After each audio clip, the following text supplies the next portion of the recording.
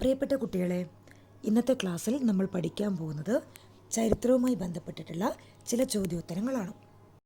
8ാം ക്ലാസ്സിലെ സോഷ്യൽ സയൻസിൻ്റെ ബേസിലുള്ള ചോദ്യോത്തരങ്ങളാണ് നമ്മൾ ഇന്ന് പഠിക്കാൻ പോകുന്നത്. കൂട്ടുകാർക്ക് വീഡിയോ ഉപകാരപ്രദമായി തോന്നുകയാണെങ്കിൽ ചാനൽ സബ്സ്ക്രൈബ് ചെയ്യാനും ലൈക്ക് ചെയ്യാനും കൂട്ടുകാർക്ക് ഷെയർ ചെയ്യാനും മറക്കരുത്. ഒന്നാമത്തെ ചോദ്യം പരിചയപ്പെടാം. യൂറോപ്പിനും ഏഷ്യയ്ക്കും ഇടയിലുള്ള പ്രധാന കേന്ദ്രം ഏതാണ്? യൂറോപ്പിനും ഏഷ്യയ്ക്കും ഇടയിലുള്ള പ്രധാന കേന്ദ്രമാണ് കോൺസ്റ്റാന്റിനോപ്പിൾ. കടൽ മാർഗം ഇന്ത്യയിൽ എത്തിച്ചേർന്ന ആദ്യ യൂറോപ്യർ. കടൽ മാർഗം ഇന്ത്യയിൽ എത്തിച്ചേർന്ന ആദ്യ യൂറോപ്യറാണ് പോർച്ചുഗീസ്. കടൽ മാർഗം ഇന്ത്യയിലെത്തിയ ആദ്യ പോർച്ചുഗീസുകാരൻ ആരാണ്? കടൽ മാർഗം ഇന്ത്യയിലെത്തിയ ആദ്യ പോർച്ചുഗീസുകാരനാണ് Vasco da Gama. Vasco da ഗാമയും സംഘവും ഇന്ത്യയിൽ എത്തിച്ചേർന്ന കപ്പലുകൾ ഏതാണ്? ഏത് കപ്പലിലാണ് വാസ്കോ ഡ ഗാമയും സംഘവും ഇന്ത്യയിൽ എത്തിച്ചേർന്നത്? Sao Gabriel, Sao Rafael, Berrio. Gabriel, Rafael, Berrio. Gabriel, Rafael, Berrio എന്നീ കപ്പലുകളിലാണ് വാസ്കോ ഡ ഗാമയും സംഘവും ഇന്ത്യയിൽ എത്തിച്ചേർന്നത്. വാസ്കോ ഡ ഗാമ 1498 എത്തിച്ചേർന്ന കേരളത്തിലെ സ്ഥലം ഏതാണ്? വാസ്കോ ഡ ഗാമ 1498 ഇന്ത്യയിൽ എത്തിച്ചേർന്നത്. അത് കേരളത്തിലെ കോഴിക്കോടിന് സമീപത്തുള്ള കാപ്പാട് കടപ്പുറത്താണ് വാസ്കോ ഡ ഗാമ 1498 എത്തിച്ചേർന്നത്. പോർച്ചുഗീസുകാരുടെ ആക്രമണങ്ങളെ ചെറുത്ത് സാമൂതിരിയെയും പശ്ചിമ തീരപ്രദേശങ്ങളെയും സംരക്ഷിച്ചത് ആരാണ്?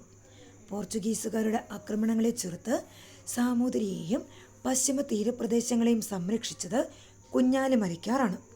അടുത്ത ചോദ്യം, ചാലിയം കോട്ട പിടിച്ചെടുത്തത് ആരാണ്? ചാലിയം കോട്ട പിടിച്ചെടുത്തത് കുഞ്ഞാലി മൂന്നാമനാണ്. കുഞ്ഞാലി മൂന്നാമനാണ് ചാലിയം കോട്ട പിടിച്ചെടുത്തത്. ഇന്ത്യയിലെ ആദ്യത്തെ യൂറോപ്യൻ കോട്ട ഏതാണ്? ഇന്ത്യയിലെ ആദ്യത്തെ യൂറോപ്യൻ കോട്ട മാനുവൽ കോട്ടയാണ്.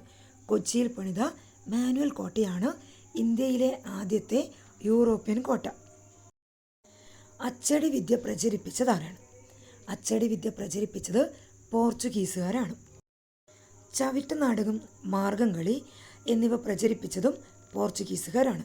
അച്ചടി വിദ്യ, ചവിട്ടുനാടകം, മാർഗംകളി എന്നിവ പ്രചരിപ്പിച്ചത് പോർച്ചുഗീസുകാരാണ്. പോർച്ചുഗീസുകാരെ തുടർന്ന് ഇന്ത്യയിലേക്ക് എത്തിച്ചേർന്ന യൂറോപ്യർ ആരാണ്? പോർച്ചുഗീസുകാരെ തുടർന്ന് ഇന്ത്യയിലേക്ക് എത്തിച്ചേർന്നത് ഡച്ചുകാരാണ്. ഹോളണ്ട്, നെതർലൻഡ്സിൽ നിന്ന് വന്ന പൊതുവെ ഡച്ചുകാർ എന്നറിയപ്പെടുന്നവരാണ് പോർച്ചുഗീസുകാരെ തുടർന്ന് ഇന്ത്യയിൽ എത്തിച്ചേർന്നത്. കുളച്ചൽ യുദ്ധം നടന്ന വർഷം 1741 കന്യാകുമാരി കടുത്തുള്ള കുളച്ചലിൽ വെച്ചാണ് കുളച്ചൽ യുദ്ധം നടന്നത്. കുളച്ചൽ യുദ്ധം ആരൊക്കെ തമ്മിലായിരുന്നു? തിരുവിതാംകൂർ രാജാവായിരുന്ന മാർത്താണ്ഡവർമ്മയും ഡച്ചുകാരും തമ്മിൽ നടന്ന യുദ്ധമാണ് കുളച്ചൽ യുദ്ധം. 1741 മാർത്താണ്ഡവർമ്മയും ഡച്ചുകാരും തമ്മിൽ നടന്ന യുദ്ധമാണ് കുളച്ചൽ യുദ്ധം.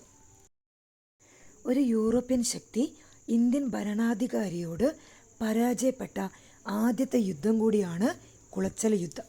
ഒരു യൂറോപ്യൻ ശക്തി ഇന്ത്യൻ ഭരണാധികാരിയോട് പരാജയപ്പെടുന്ന ആദ്യത്തെ യുദ്ധമാണ് കുളച്ചൽ യുദ്ധം. ആരുടെ സംഭാവനയാണ് Hortus Malabaricus?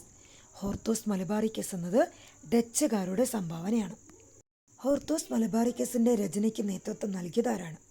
Henrique van Rheede. Hendrik van റീഡാണ് ഹോർത്തോസ് മലബാറിക്കസിൻ്റെ രചനയ്ക്ക് നേതൃത്വം നൽകിയത്.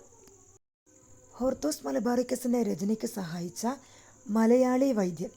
ഹോർത്തോസ് മലബാറിക്കസിൻ്റെ രചനയ്ക്ക് സഹായിച്ച മലയാളി വൈദ്യനാണ് ഇ.ടി. അച്യുതൻ. ഇ.ടി. അച്യുതനാണ് ഹോർത്തോസ് മലബാറിക്കസിൻ്റെ രചനയ്ക്ക് സഹായിച്ച മലയാളി വൈദ്യൻ. മലയാള അക്ഷരങ്ങൾ അച്ചടിയിൽ പതിഞ്ഞ ആദ്യ പുസ്തകമാണ് ഹോർത്തോസ് മലബാറിക്കസ്. മലയാള അക്ഷരങ്ങൾ അച്ചടിയിൽ പതിഞ്ഞ ആദ്യ പുസ്തകം ഹോർത്തോസ് മലബാറിക്കസ് ആണ്. കുട്ടികളെ, പാർട്ട് 2 വീഡിയോയുമായി വീണ്ടും കാണാം.